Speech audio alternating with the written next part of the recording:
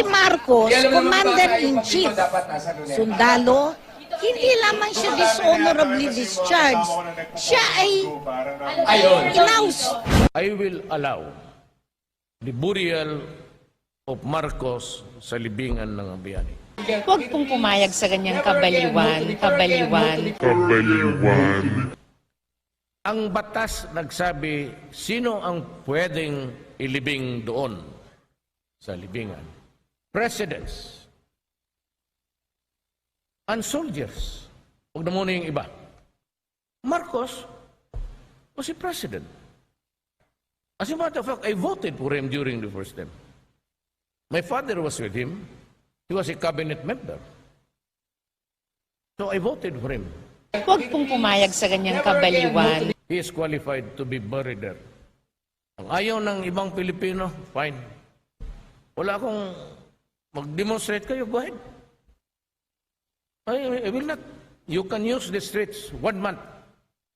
I will tell the mayor, give him permanent permit.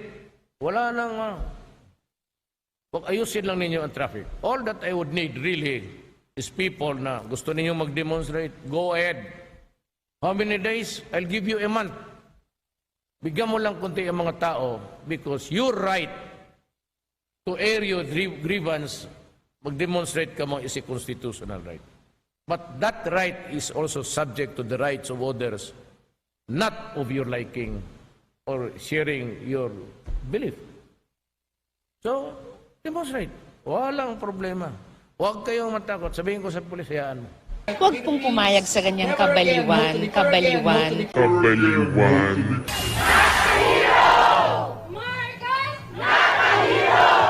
Iisa ang sigaw ng daan-daang nagtungo sa luneta. Hindi raw bayani si dating Pangulong Ferdinand Marcos. Hiling nila kay Pangulong Duterte, iurong ang planong pagpapalibing sa diktador sa libingan ng mga bayani. Pakinggan po itong tinig ng mga mamamayan, tinig ng ating kasaysayan. Huwag pong pumayag sa ganyang kabaliwan na ilibing ang isang taong di karapat-dapat tawaging bayani sa isang lugar na solong para sa mga bayani lamang. Nangangalap na ng mga lagda para maisumite ang petisyon sa Korte Suprema na haharang sa libing ni Marcos. Handa raw itong suportahan ng ilang mamabatas. Kabilang din sa nakiisa sa pagtitipon kanina si dating Secretary Roxas na lumagda sa petition paper. Para naman kay dating Pangulong Fidel V. Ramos, dapat magpasa ng resolusyon ng Kongreso kaugnay ng paghihimlay kay Marcos sa libingan ng mga bayani. Ang Kongreso raw kasi ang kinatawa ng mga tao, kaya sila ang dapat magdesisyon. Pero nasa Pangulo pa rin ang pasya kung ano ang gagawin sa ipapasang resolusyon ng Kongreso. Ayon naman sa Malacanang, hindi nagbabago ang desisyon ng Pangulo. Gayunman, hahayaan daw ng Pangulo ang anumang uri ng protesta at hindi ito magiging sagabal sa kanyang pamamahala. Well, you see, I will have to spend again so many billions. Because it would be like electoral process, you get the sentiment of the Filipino. I don't think that I'm ready to spend billions again for just in the matter of a burial of a president. The law says that it does not even mention mga heroes. It simply says that if you are a soldier, and in another section of the law, there is that the presidents. So that's the law. Alam mo kasi kung ginusto nila, and they were already in power at the time, itong mga yelo, dapat nagpasa sila ng batas na hindi pwedeng ilibing si Marcos when the guy was already in Guam in exile. They should have passed a law prohibiting Marcos, if ever he comes home dead, to be buried in the libingan ng mga bayani. That's a generic title because not everybody there is a hero. Yung iba nag-retire for the years that he has rendered service to his country, yan, ililibing yan. But it does not mean that he is really a hero in the sense of the true sense of the word. Hindi naman lahat yan na Medal of Valor. There are a few Medal of Valor awardees there, if you talk of heroes. But since the law says a soldier or a president can be buried in the libingan ng mga bayani. Nobody is questioning about his hero. I am not dwelling on his exploits. Kasi sabi nila, wala daw sa records sa congressional, I don't know where that office is. But since when tayo dependent on the records of another country to choose our who will be buried here? Eh sabi, wala bang doon sa record na nanalo siya ng mga medal ito? And so, why? Just because of that, your name does not appear in the United States? You mean to say that I will follow the United States and what the law says here? Ang sa United States, wala daw siyang recorded doon ng mga medalya. Correct. I will admit that. I will assume it to be true. Diba, bakit ako, why should I be dependent on the records of the United States? I am not a state of the United States. Guam and Hawaii are, but not me. Ang Pilipinas says, you need only to be a president and a soldier. Nobody is debating about heroes here. Assuming it to be true, na wala siyang medalya, or not validated by an American record, does not mean that he is not qualified to be buried there. So what's the objection? I would like to say that, forget about the medals.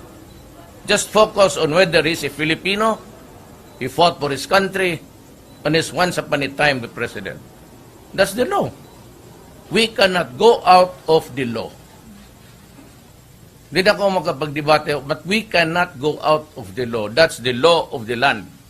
Sir, one of the conditions why the former President Ramos allowed his body to be brought back to the Philippines was for his body to be buried in Batak.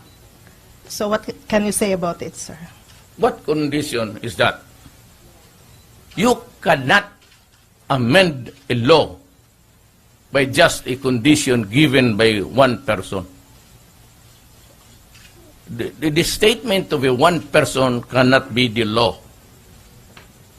The law is there existing. You can read it 1,000 times and you would still arrive at the conclusion that he is qualified. Even if he is not a hero, he was a soldier. He did not receive the medals, correct, but that is the record of another country. Then why would I, in making a decision, refer to the records of another country? We have long ceased to be the vassal state of the United States. Tapos na yan. It's history. I am dealing now. Mag-plebiscite ka, 99% ng all of the Ilocano race dito sa ating Pilipinas have this sentiment in our hearts. Nasasaktan sila. Tayo, yung mga sa politika, mga yellow, you know very well that my mother was a leader of the yellow movement here. Tayo kasi ang galit natin. But you know, when I become president, I cannot be choosy and follow a sentiment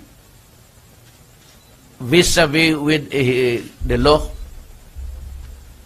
I cannot be despotic and everything and not a hero because there are no, the medals do not appear on the record of the United States.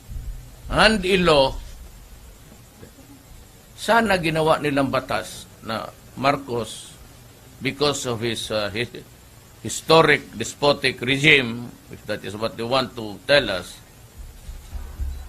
should not be buried sa libingan ng mga bayani. Until and unless you repeal that law, he cannot be buried there. But nothing has been done. Bakit kinalimutan yung elementary procedure na yan? I am a president and I have shown my duty to follow the law, not to follow the sentiments of the political side, the other side of the fence. You put me a quandary, what would be my basis in denying the burial, you meant to pronounce it, of Marcos sa libingan ng mga bayani? Because then I would be violating the law if I prohibit his burial in the libingan ng mga bayani. Huwag pong